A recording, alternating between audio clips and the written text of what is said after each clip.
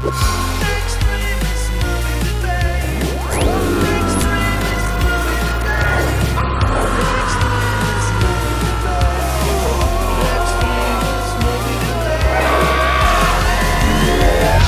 the Extremist Movie Debate. And tonight, we're talking 2006's The Trailer Park Boys movie. I am Joe. I'm Ethan. One of us is going to love it. One of us is going to hate it. Let the coin decide their fate. I don't have my glasses on. Do you see the coin? No. Oh, it's in my jacket pocket. We're professionals on this I show. was just about to say that. Very professional. Check this out. I love it. I hate it. Hey guys, don't force us to get released from prison early before the big ol' wiffle ball tournament or hockey tournament. Rollerball. I'm All right. Canadian. Have some respect. Jesus Christ, Ricky. Well, this movie has a 57% on Rotten Tomatoes, which makes it certified rotten. Blasphemy. Ethan, since you love this movie, this first question comes to you. Sorry. Thank you for the request, Teresa, off of Twitter. Yeah, thank you, Teresa. We appreciate it. Ethan, this comes for you. This question is from Julia Wallace of The Village Voice. And I'm sorry, I have to read it this way because it's how I read it. I'm sure the pot-laced antics of these trashy dudes are like totally hilarious on Canadian TV, but they don't translate well to the big screen. So my question for you is, do you think the lowbrow potty humor of the Trailer Park Boys actually does work for the big screen? You have 1 minute. Well, I mean, I was laughing. I think that's good enough as far as that goes, but I think that this movie delivers more than the show can in that it has a through line and there's a solid story throughout all of it. I want to see how he stays out of prison, what their big score is. I want to know what happens with him and his girlfriend. Are they going to get married? I want to know if they're going to get kicked out of the trailer park or not, and that carries me through the movie more than any of the jokes do. The jokes are like a fine caviar on the world's thickest, most carb-heavy cracker. It's like I'm already invested in this, and that I'm also smiling and giggling at, maybe asinine pot jokes. That is just delightful. Thank you, Joe. I'm sorry, you have 30 seconds to respond. Ethan, have you ever watched the show? Yeah. Have you? Yeah, there's like 8 episodes per season. It takes just a second to get through. So the issue with this movie is it's just a single episode, and the episodes are 22 minutes. They're standard 30-minute sitcom, and they've essentially stretched that out to 90 minutes, or actually over 90 minutes. It's like an hour and 50 36 minutes, yeah. So they've stretched it. So there's just a lot of filler that they're trying to make jokes, and the jokes are not landing eventually because it just gets too stale and tiresome, and it's just no good. Thank you, Joe. Ethan, you have 15 seconds to respond. I just think that's inherently false. I mean, by the end of it, they hit the cops and all the money flies out. I'm laughing about all of that. I'm laughing earlier when they knock over all the cash onto the ground, all the loonies and toonies, and then they've hit the fire alarm and he just kind of looks at him and says something, you thank fuck you, or Ethan. something. I have to cut you off there. I'm sorry. Joe, you have a final 15 to respond. And on top of that, like the big score, like shit like that is not supposed to actually make any difference. You're not supposed to put any sort of like hope or emotion into that. It's just a stupid thing they're doing in the show. I think Ethan's missing the point of the humor. Okay, thank you. Joe, this next question is actually for you. This comes from Ronnie Sheeb of Variety. Ronnie says, Trailer Park Boys the movie functions swimmingly as both a big screen inflation of small screen icons and a fairly hilarious standalone. So how well do you think the Trailer Park Boys transition from small screen to the big screen? You have 1 minute. See, I actually really enjoy the Trailer Park Boys on the small screen in small doses like that. But when, like I said with the last question, when you have 90 minutes of it or 96 minutes of this, and they're just hitting the same beats and the same jokes just very slowly, what should take 22 minutes and they've put it into 96 minutes, it gets stale and tiresome. And it starts to lose its charm. It's like having that really good friend of yours who is really hilarious because he's kind of obnoxious, but you can only spend so much time with them. And eventually, yeah. He's looking at you, kid. And eventually, no. But eventually, you just have to cut ties with it, and that's how I felt about this movie, because this movie didn't feel 96 minutes. This movie felt 180 minutes. Okay, thank you, Ethan. You have 30 seconds to respond. Look, it's a matter of opinion. I connected with the characters. I felt like it was interesting to see what was going to go on with his daughter. Was he going to stop her from a life of crime?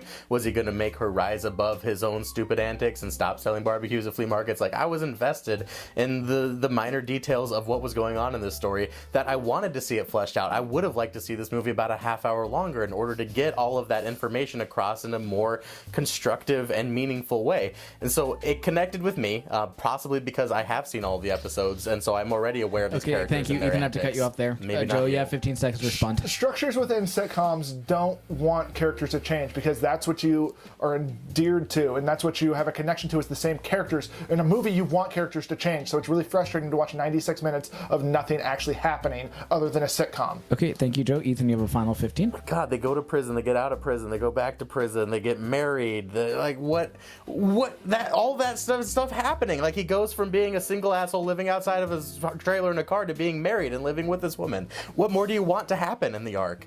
Okay, we're going to open up the floor for discussion here. You guys have 4 minutes and go. How are you not possibly engaged by this man decides to stay out of prison? You're talking about plot arc, and I'm talking about character arc. Those are two vastly Okay, different things. character arc. And just This man because- decides to just stop his because life of stuff- crime and not want to go to prison anymore so that he can keep his wife. He's made different choices throughout this movie in order to try to maintain a sort of family lifestyle, and that is admirable, and that is a change. What's he doing at the end? Is he following the life of crime and being a shitty guy to the No, at the landlord? end he is saying, I'm going to try to stay out of jail except for that week that you give me permission for, and I am going to continue to grow pot, and then I'm going to be a very... He doesn't consider pot to be I'm bad. gonna continue doing this. I'm He gonna says continue doing this. He's grown pot since he was a child, and he's been fine with it. He's always loved his daughter. That doesn't change. Of course he loves his daughter. But he's able to set a better example for his daughter. Sex with his Do you girlfriend see the way wife. that his daughter's He likes face lights doing up when he that. says, I'm going to try to stay out of prison because I love you?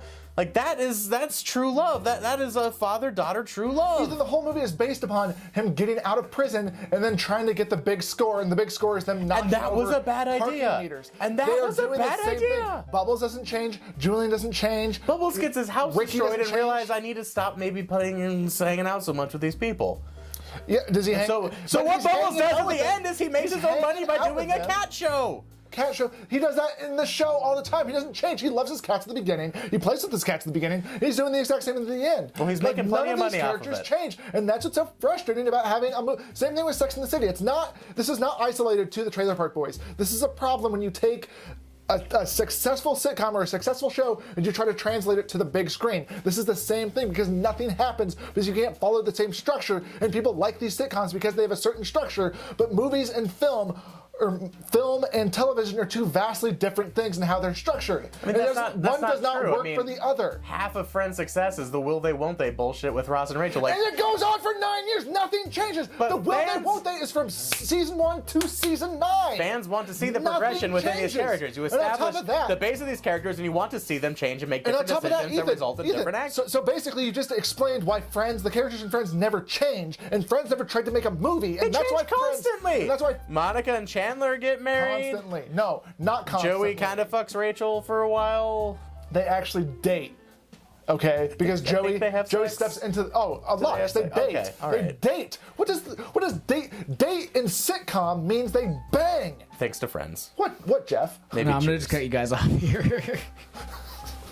Jeff is just No, and also, I don't think Joey and Rachel ever banged. Every time they tried to, something got interrupted. Wonderful. Thank you. I think they probably bang. Also, Melissa Anywho, what did you guys really feel about this movie? This movie is, I mean, I said this a lot about Hardcore Henry too, but this movie is tiresome and just, it seems like it goes on forever. oh my god.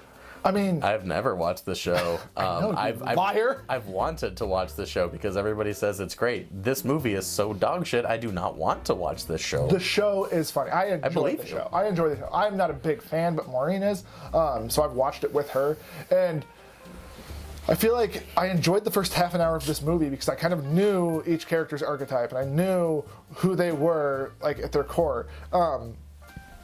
But there's not a lot to them. It was like, what was the movie that we recently watched where the characters were just like one or two, just like qualities or characteristics, and like the entire, it just got, oh, it's Fast 8. They all have like one or I two believe it's called characters. Fate of the Furious. So they just have these couple characteristics, which is like entertaining and kind of fun on the surface. But as soon as you have 96 minutes with them, you realize how hollow and shallow the characters actually are. And like Fate of the Furious, like at least has these action sequences that it can almost mask how shitty their characters are. Whereas Trailer Park Boys is a mockumentary, which we already know I don't like those. yeah, And then- but fucking barely. There's like 3 cutaways to him leaning against. It's got to be more prominent in the show, right? No, it is more prominent in the show. And Thank I God. feel like there was more than just 3 cutaways. Barely. I don't know. I felt the mockumentary feel of it, but like that's the thing is like this movie is built on these characters and the situations they get themselves in, like hence sitcom. But when you're stuck with them for more than 22 minutes, you realize how hollow and like boring the characters actually are down at their core. All of that. If I could touch on Julia Wallace's critique and saying, you know, like in Canada they think pot is hilarious on the big screen, but in America it doesn't work. This movie exists in a world where, you know, we made the Tom Green Show and Jackass like a phenomenon, and not only that, Half baked. we have Cheech and Chong in America. So I don't know what she's talking about. That one just really made me laugh and confused me. I thought it was funny that you laughed about the Toonies and Loonies, which is just their money. Like, Oh, it's still funny every time I hear Toonies and Loonies.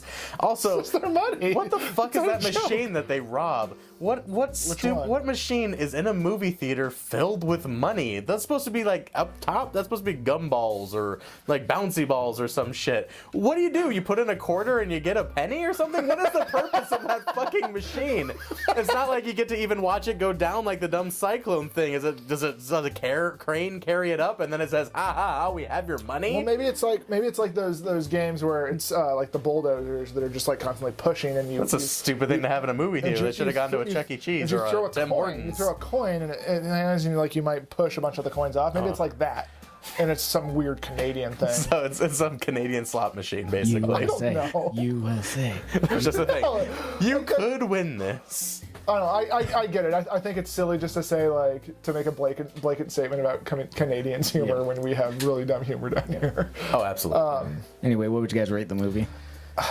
I would rate it a 3 out of 10. No thunder. 3. No Thunder. I'm done. I don't even want to watch the show think you now. should try the show. I would like It to, is but I pretty don't funny. want to now. I've also been avoiding it. I mean, for like it's been on for 15 years, so it's not like I'm getting around to it soon. So maybe I'll just give it another 5 and It's see like what Oh, me happens. saying I'm going to watch The Wire. The Wire's really good. It is. You've got to watch The Wire. I still need to watch the last 3 seasons. I've got HBO now, so I can. Ooh. So go ahead, like. Pronounced Hubo. I know Omar. That's a thing. Omar's the So- shit, dude. So go ahead and like and subscribe. You can comment below if you'd like us to do a movie in the future, or if you really like Trailer Park Boys and you just want to yell at us, that's cool too. Just talk. Hey, thanks, Teresa. Thanks, Thank Teresa. you, Teresa. Comment below if you want us to do a movie in the future. Leave a question about it. We can debate that question also instead of having to read a review. And otherwise, thank you very much. Yep. Thank you and good night.